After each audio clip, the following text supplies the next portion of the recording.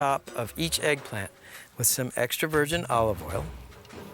The olive oil keeps the eggplant moist during grilling, and it also helps hold the other seasonings. Now season each eggplant half first with coarse sea salt, coarse crystals so they don't dissolve during grilling.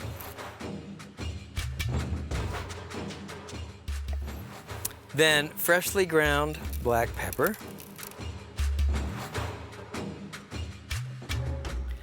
dried oregano, hot pepper flakes,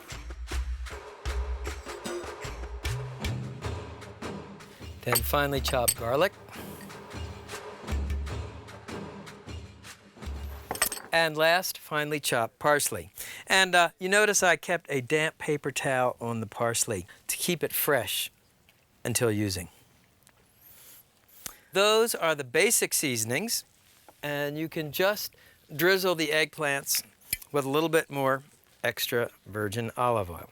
I wouldn't use the brush here because it would wipe off all the seasonings. Okay, so we'll just let the eggplants marinate a little bit. Now let me show you something really cool. The other main ingredient in the salad is smoked mozzarella. Of course, you can buy smoked mozzarella, but I thought it would be fun to show you how to smoke your own. Now, this is an electric smoker, and it has several genial properties. First of all, to generate smoke, it uses these discs of hardwood sawdust. The discs go in this hopper, and they're fed automatically into the smoke chamber. You can set the temperature digitally. There's also a way to turn off the heating element so you're just smoking. When you smoke cheese, it's important to work at a really low temperature. I'll put the mozzarella on the rack in the smoke chamber.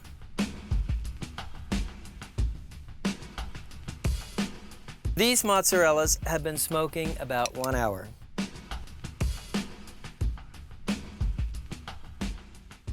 And let me show you how to set up the grill. Now, I'm working with natural lump charcoal. Use a chimney starter to light it. What you do is put a crumpled piece of newspaper or a paraffin fire starter in the bottom of the chimney. Of course, you'll be working in your grill. The beauty of a chimney starter, the vertical shape funnels the heat upright so that you get clean, even ignition in about 20 minutes. Now, I've set the grill up for classic two-zone grilling. What that means is coals raked in a single layer over 2/3 of the grill. That's my grilling area. 1/3 of the grill coal-free. That's the safety zone. So if the eggplant starts to cook too quickly or burn, you can move it there.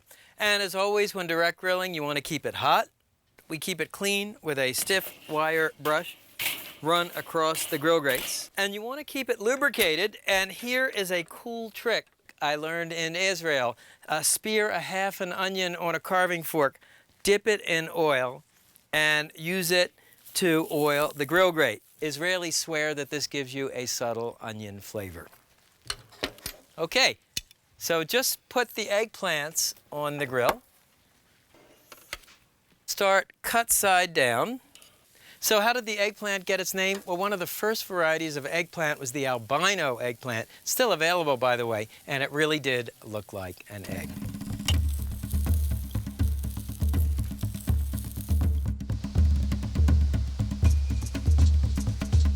The eggplants are ready for turning over when they're golden brown on the first side. So all you do is just turn each eggplant over. And thanks to the scoring you did on the bottom, the heat and smoke will penetrate through to the eggplant flesh.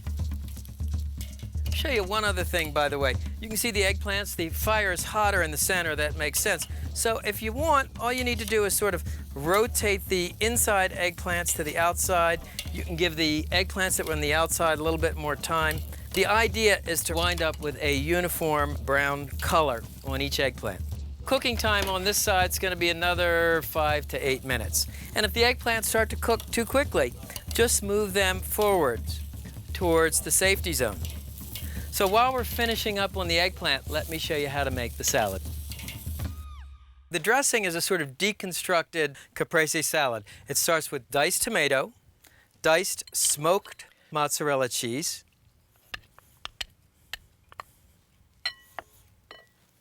thinly slivered fresh basil, freshly squeezed lemon juice, and I squeeze it between my fingers to catch any seeds, coarse salt, and freshly ground black pepper. Just finish the salad up with a drizzle of extra virgin olive oil. And combine these ingredients. Salsa Italian style. Okay, so the eggplants are ready. How do you know? Well, first of all, they feel soft. You can also see the juices bubbling in one corner. So let's take off the eggplant.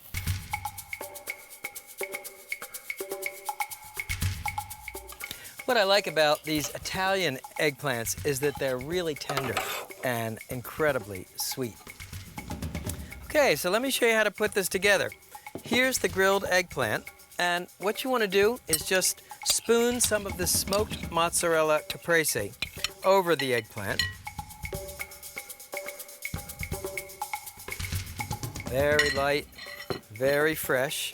And then if you have a couple of sprigs of basil, you can just put a little basil in the center. Let's take a taste.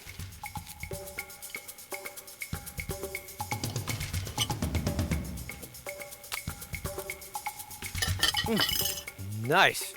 There's really a lot of flavor going on here. You have the heat of the hot pepper flakes, the cool succulence of the tomato, the charred eggplant, the smoky cheese. Sometimes the best way to enjoy a vegetable fresh from the garden is to put it on the grill.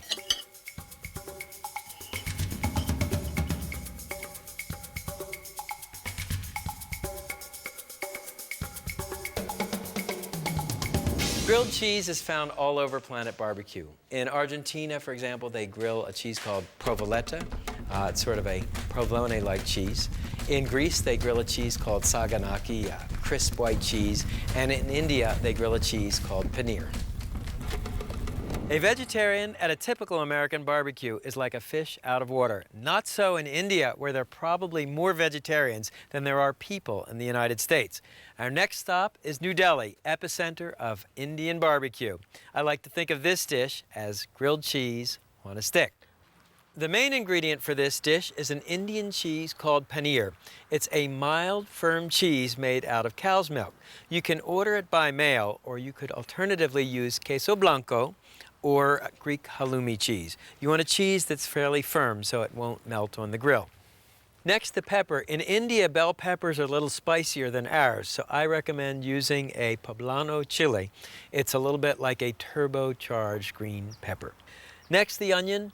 Red onion cut in half and then in thirds. I'll show you how to make segments. Now, let me show you how to put the kebab together. Ingredient number one, a slice of chili. Notice I'm working on a flat metal skewer. This is important because it keeps the ingredients from spinning when you cook the kebabs. A half of a plum tomato, and finally, your paneer cheese. And just keep building the kebabs. For me, it's very important to work in the same pattern. There are our vegetable and cheese kebabs. Next, the marinade.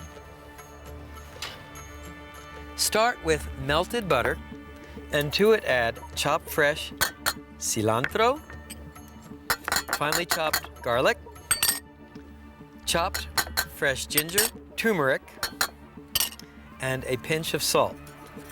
Whisk these ingredients together and sizzle on the fire for a couple of minutes.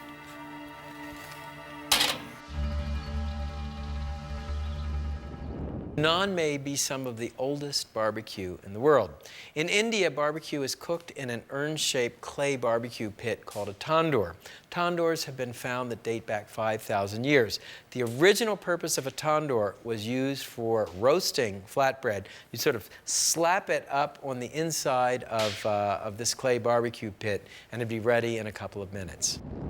Now, I've made a simple yeast dough using flour, milk, yeast, and eggs. It's called naan. The recipe is on our website. And what you want to do is flour a board. And I like to do this at grill side. Sprinkle a little flour on top. And you want to roll the naan out into circles.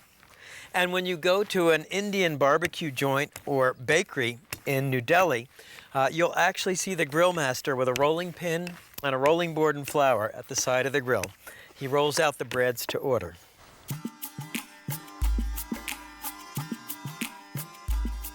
I've set up the grill for direct grilling. This side is preheated screaming hot for the kebabs. First, let's put on our grilled cheese kebabs.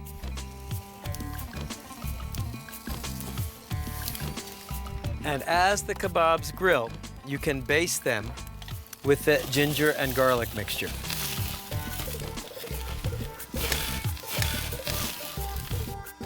Now for the Indian flatbreads, brush each bread on the top with melted butter.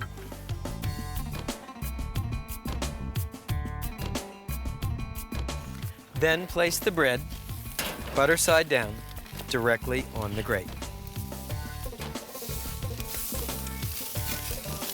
And as the breads grill, brush them with melted butter on the top.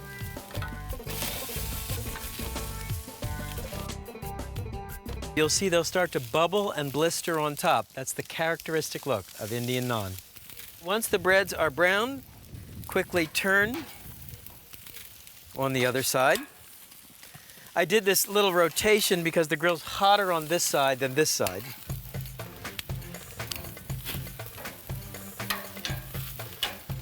Turn each grilled cheese kebab over. You can see the beauty of this paneer cheese is that it holds its shape during grilling.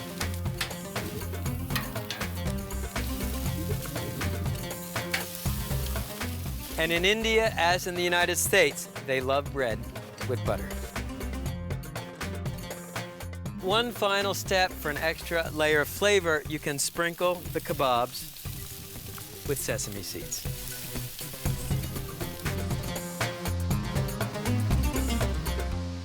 So once your grilled cheese kebabs are cooked, transfer them to a platter. Grilled cheese kebabs with Indian flatbread. It's a new vegetarian tradition. The last step, you can just squeeze a little fresh lemon juice over the kebabs. To try these, what you can do is actually take a flatbread and just take off a few of the ingredients from the kebab and make yourself a sort of Indian grilled cheese sandwich. The cheese, the tomatoes, the grilled peppers, the bread, this is vegetarian nirvana.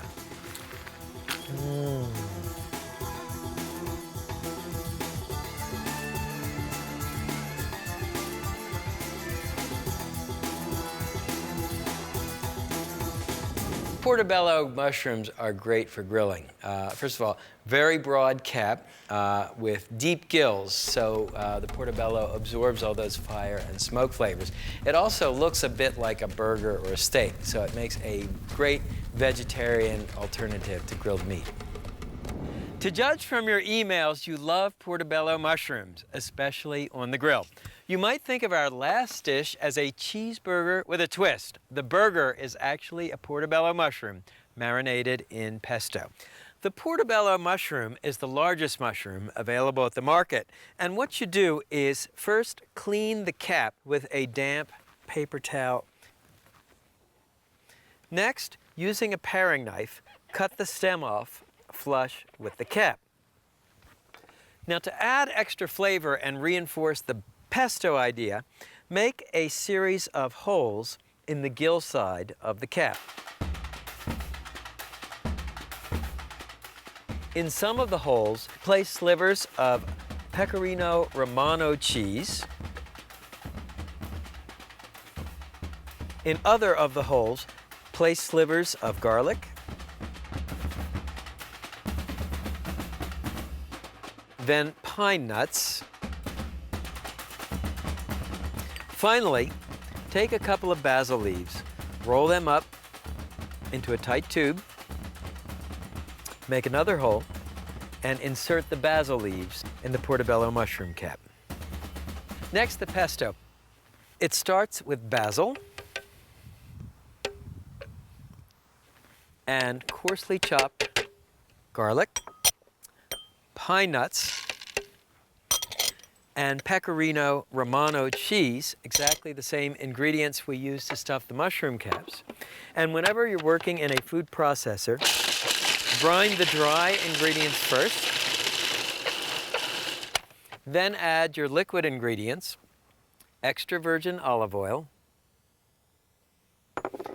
and fresh lemon juice. And process these ingredients until smooth. And you just want to puree this to a smooth paste. Now take the pesto, pour 6 circles of pesto on the baking sheet. Spread these flat with the back of a spoon. Place 1 portobello mushroom on each circle. This is how you marinate both the top and bottom of the portobello. And finally, pour the remaining pesto on top of each mushroom.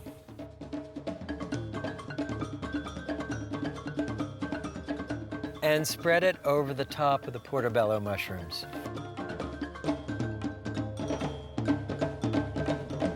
I always try to include at least one vegetarian show in Primal Grill. First of all, my wife and daughter were both vegetarians when I wrote my first barbecue book. Second of all, there are a lot of vegetarians out there. I think there's 7 or 8% of the American population is vegetarian. It's very important to bring vegetarians to the barbecue table. One last step, onion buns, which I'll brush lightly on both insides with extra virgin olive oil. Next, let me show you the grill. I've set up the grill for direct grilling. This side of the grill set on medium-high, this side on medium. The portobello mushrooms need a little bit more heat than the buns. Let's put on the mushrooms. Now you want to start grilling the mushrooms gill side down.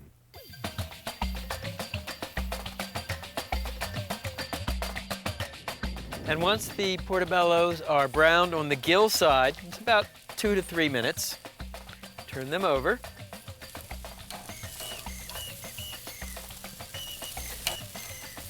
It smells very, very nice. And lay a slice of provolone cheese on top of each portobello mushroom. And the ambient heat of the grill will melt the cheese. And while the cheese is melting, don't forget to grill the buns. Grilling time on the buns is really quick. Don't forget the 10th commandment of great grilling, never desert your post.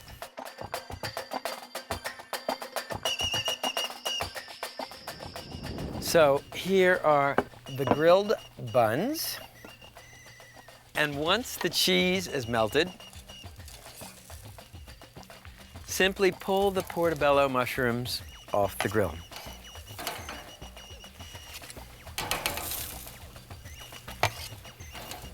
The easiest way to clean the grill after grilling is to burn off this marinade. Simply leave the grill set on high, close the lid, leave it burn for about 15 minutes, and then hit it with the grill brush one more time. Now let's assemble those portobello burgers.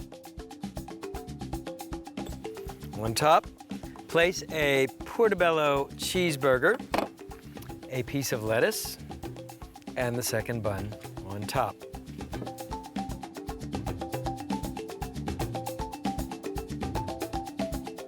When I was growing up, no one knew from portobello mushrooms. For us, if we ate fresh mushrooms at all, they were button mushrooms. The portobello is actually a giant cousin of the regular button mushroom. You might think of it as a button mushroom on steroids.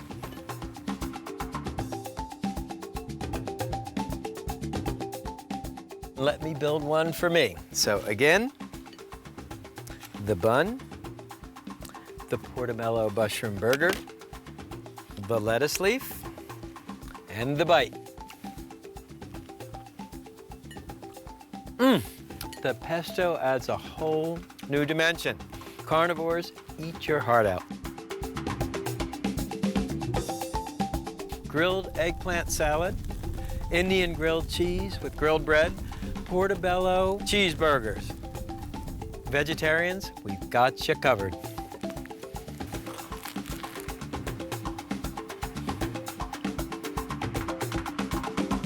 Don't get me wrong, I love grilled vegetables as...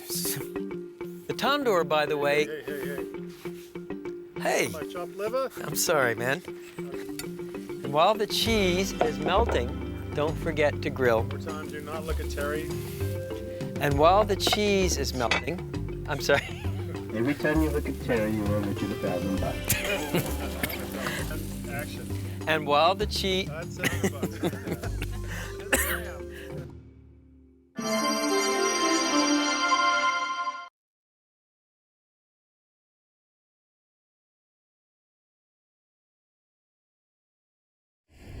Trout grilled in grape leaves. Great taste, and it won't stick to the grill grate.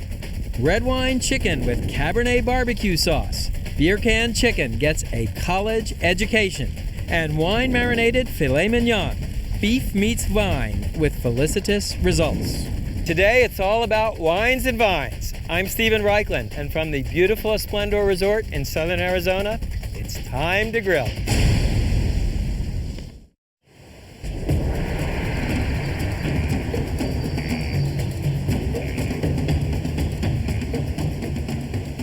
Reichland's rule states that if something tastes good baked, fried, or sautéed, it probably tastes even better grilled. The inspiration for the trout grilled in grape leaves was a Georgian dish called kolhida. And I'm talking about the Republic of Georgia now, not the state in the southeast of the United States. Georgians love to grill. Georgia is a great wine growing region, so the idea of wrapping a food in a grape leaf was completely natural. The stuffing is pure Georgian, ground walnuts, coriander, dill, and lemon. I mean, you find that in a lot of Georgian dishes. A grape leaf is a leaf from a grapevine, and what they do is pickle the grape leaves in a saltwater solution. You can buy them canned, you can buy them in jars. They're available in most supermarkets.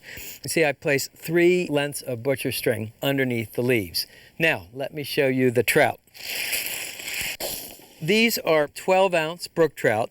And what you want to do is season the bottom with salt, freshly ground black pepper, then open the cavity and season the inside of the trout with salt and pepper too. We'll lay it on the grape leaves. Then let me show you the filling. The filling starts with walnuts and fresh dill, coriander, chopped fresh garlic, lemon juice, and salt and pepper. And this combination of walnuts, dill, and coriander is very typical of Georgian cuisine. Now, grind these ingredients to a coarse paste in a food processor. By the way, I referred to this as coriander. Cilantro is nothing more than the leaf of the coriander plant. Then arrange another layer of grape leaves on top of the fish, tucking the bottom leaves underneath. Now, just double your butcher string over, loop through once, then once again to make that butcher slip knot. Pull tight and tie off the trout.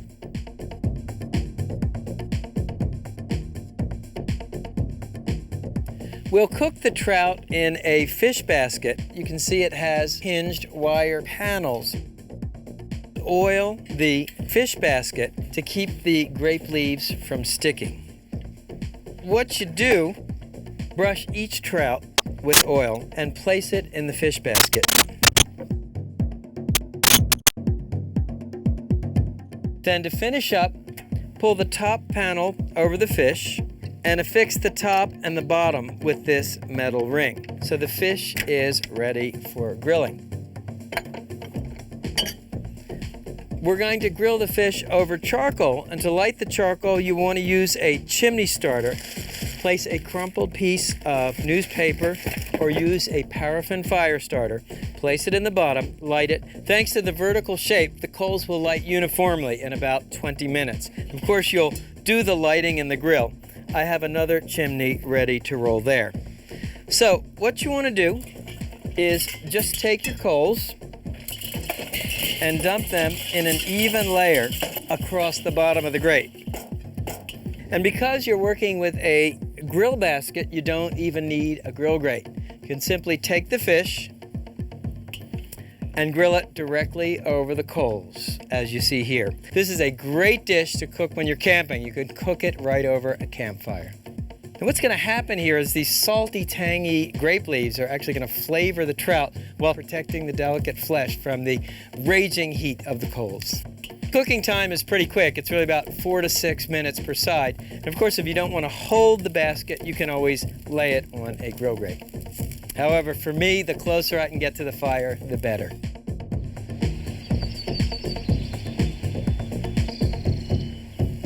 How do you know the trout is done? The grape leaves are nicely browned, and if you're in doubt, you can actually make a little slit in the back. Just check the meat to make sure it's white, it's no longer opaque.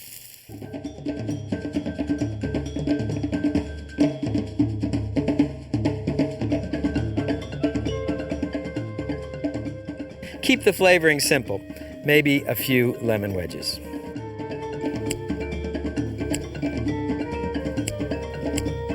So let's see how we did. We can squeeze a little lemon juice over it, cut into it, and look, it's perfectly cooked in the center.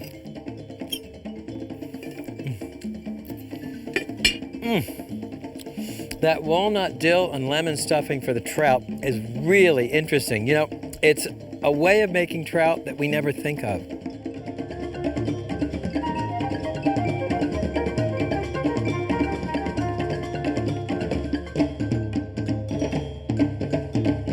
There is a venerable tradition of pairing red wine and chicken in France. In fact, one of the most famous dishes in the French repertoire is coq au vin, chicken marinated and cooked in red wine. So when I created this dish, I sort of think of it as coq au vin on a cannon. If you know this, and you know this, you're probably familiar with beer can chicken. It's a guaranteed showstopper, and it's simply the best way I know to cook chicken. Well, here's what happens if a beer can chicken crosses the road into California's wine country. It will give you a whole new perspective on an American barbecue classic. First, the chicken. Start with a 4.5-pound roasting chicken and remove any pockets of fat that may be in the cavity. Next, the marinade.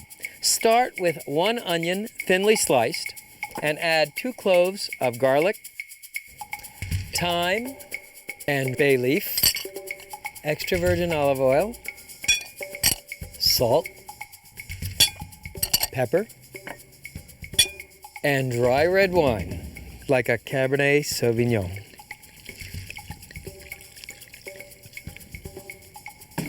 Stir the ingredients together until the salt crystals are dissolved. Then pour the marinade over the chicken.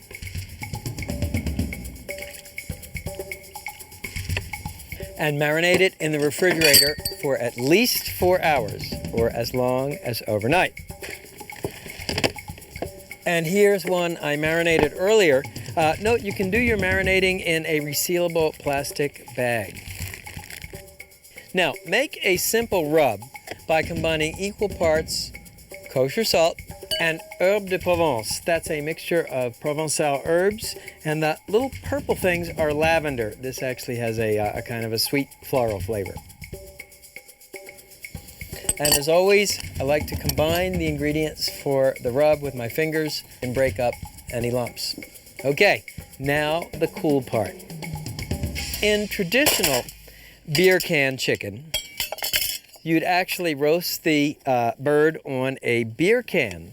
And what we're going to do for our wine country chicken is fill a metal canister with red wine. And then you can put the lid on.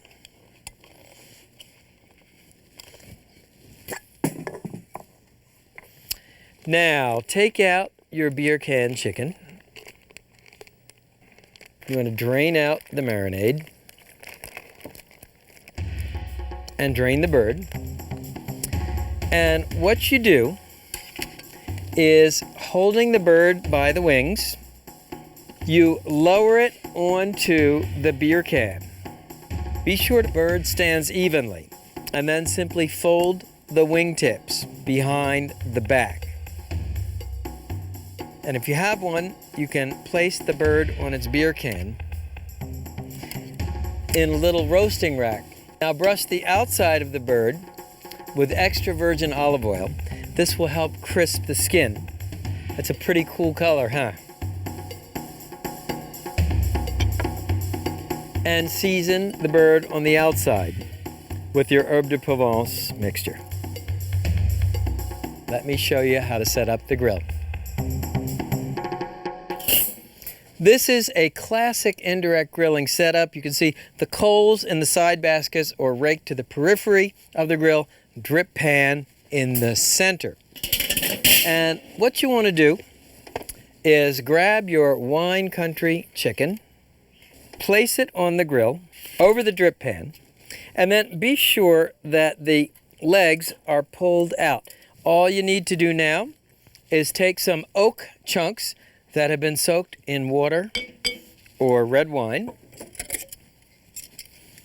and place a few chunks on each mound of coals.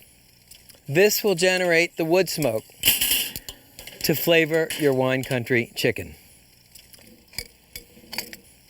Now place the lid on the grill with the vent holes in between the two mounds of coals. Adjust the vents so they're wide open. You want to roast the bird at about 350 to 375 degrees. Cooking time for a chicken this size, 1 hour and 15 minutes. Meanwhile, let me show you how to make the red wine barbecue sauce.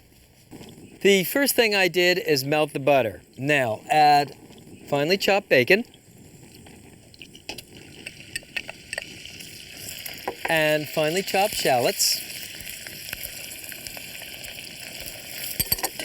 finely chopped garlic, and shiitake or your favorite mushrooms. Cook these ingredients until fragrant and golden brown. Takes about 2 to 3 minutes. Next, add a couple of tablespoons of honey and brown sugar.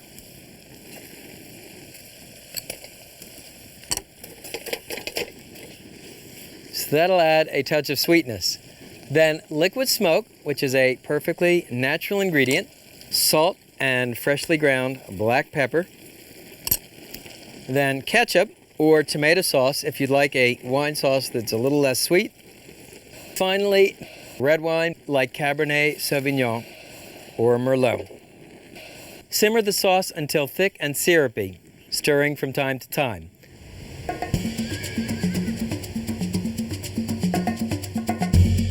It's been about 45 minutes and you want to check on your chicken. It looks absolutely gorgeous. And if it starts to brown too much at the top, remember heat rises. You can just cover it with what I call an aluminum foil pashmina.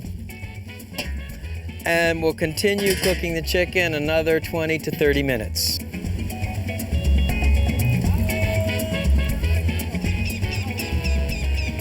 It's been an hour and a quarter, and our wine can chicken looks perfect. But you always want to check with an instant read meat thermometer. Insert it into the deepest part of the thigh, not touching the bone. You're looking for 165 degrees. Okay, so all we need to do is lift the beer can chicken when it's racked off that drip pan, and you can serve it right on the platter. let's see how we did. I'll just carve it right off the can. And look how juicy that bird is. That's thanks to the wine can. Let's take a spoonful of our red wine barbecue sauce.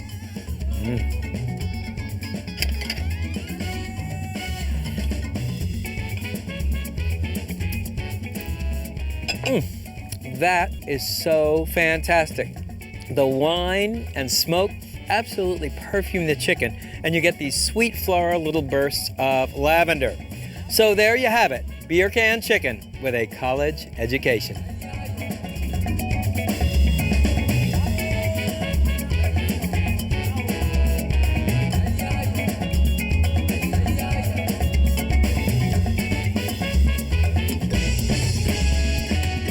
Every step of the winemaking process actually enters into the local grilling. For example, you might marinate meats in wine. You might stoke your fire with grapevine trimmings. When you go to serve a great steak, nothing can beat a great red wine. The idea of this dish was to really pump up the flavor by using a red wine and juniper marinade. Red wine gives beef an incredible depth of flavor, especially when you use a mild, lean cut like luxurious filet mignon. First, the good news about filet mignon. It's the absolute tenderest steak that comes from the steer. The not so good news is that it's extremely lean, so you need to find a way to put some fat in it to keep it from drying out on the grill. Well, the first technique is to wrap the filet mignon in bacon. You want to use a good, thick smokehouse-style bacon. Then tie the bacon in place with a piece of butcher string. You come over once, you come over twice, pull tightly, and snip it with a pair of kitchen shears. Okay, step number 2, make the marinade. The marinade starts with what the French would call a mirepoix. That's equal parts finely chopped onion or shallot, celery, and carrot. Then add a couple of bay leaves, a couple of sprigs of thyme, 2 cloves of smashed garlic, and a handful of juniper berries. Juniper berries have a wonderful piney flavor that may be familiar to you. Juniper is the active flavoring in gin. In fact, gin is named for juniper. Now all you need to do to finish the marinade is add about a half a bottle of dry red wine. I'm using Cabernet Sauvignon. And a generous splash of olive oil.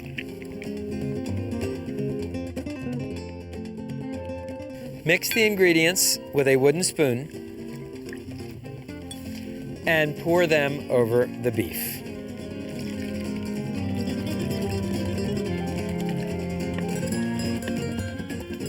Marinate the steaks in the refrigerator for at least 2 hours or as long as overnight. The longer you marinate, the richer the wine flavor. With our grilled filet mignons, I thought I'd serve an onion mixed grill.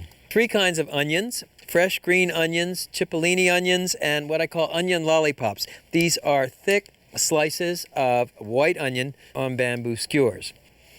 What you want to do is generously brush the onions with extra virgin olive oil, and you don't want to stint on the quality of the oil. Then season the onions generously with coarse sea salt and freshly ground black pepper.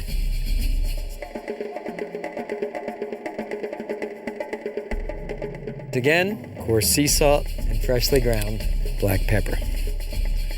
And while we're at it, back to the steaks. I've drained off the marinade and blotted the steaks dry. Brushed the steaks on both sides with extra virgin olive oil and season with coarse salt and freshly ground black pepper. What this does is it helps give you a savory crust during grilling. And be sure to brush and season the other side as well.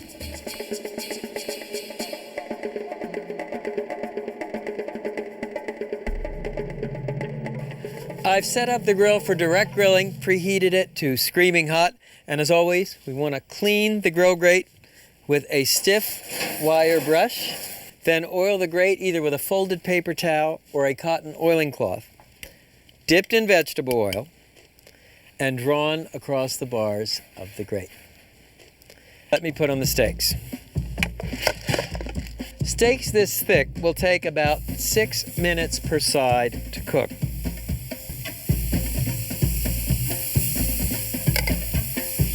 And now I'll put on the onions. And the cipollini are on a metal skewer so they can go in the back. This is an aluminum foil grill shield made by folding over a piece of heavy-duty aluminum foil. Just want to lay it on front. Then lay your onion lollipops on the foil. And the shield keeps the wood from burning. Likewise with these green onions, you can start the onions with the green part on the foil. That way the bulbs will cook, and then at the last minute you'll take the foil away and you can cook the greens. Cooking time for the onions about 3 to 4 minutes per side, and I'll close the grill lid to keep the heat in. That'll speed up the cooking for the filet mignons. After 2 minutes, give each steak a quarter turn. That will lay on the handsome crosshatch of grill marks and push the meat into the grill. It's almost a process like branding. Turn your onions. You're looking for a golden brown color on both sides. Close the grill and we'll continue grilling the steaks. And once the steaks are seared on one side, turn each over and sear the other side. Man, do these look great. When the onion lollipops are cooked, just pull them on the foil. That will keep them warm without burning. You can see the cipollini onions are grilled beautifully. So I'll pull them on the foil grilling shield. Ditto with our green onions. What you want to do is just keep rotating the filet mignons so you brown the bacon on all sides. Okay, so once you brown the bacon, let me just show you how to test for doneness. It's our old friend, the poke test. You poke the meat. If it's gently yielding, the meat is medium rare.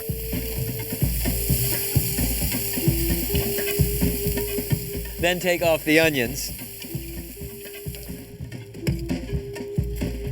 And here are the filet mignons and grilled onions. I don't know about you, but this makes me really hungry. So then simply place the filet mignons on your platter.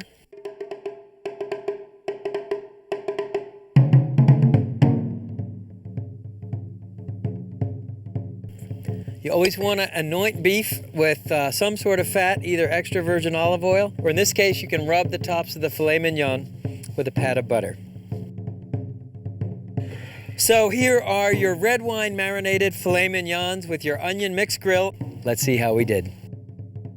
Filet mignon, an onion lollipop, and this is an onion marmalade. The recipe will be on our website. Check it out, it's cooked perfectly.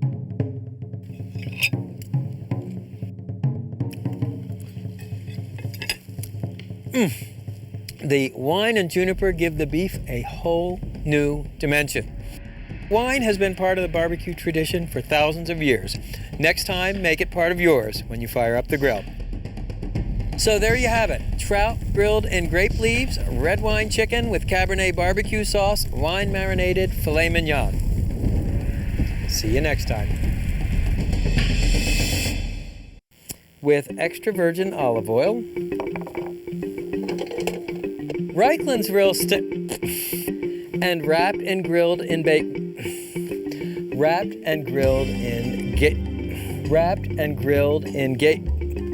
this time's a charm.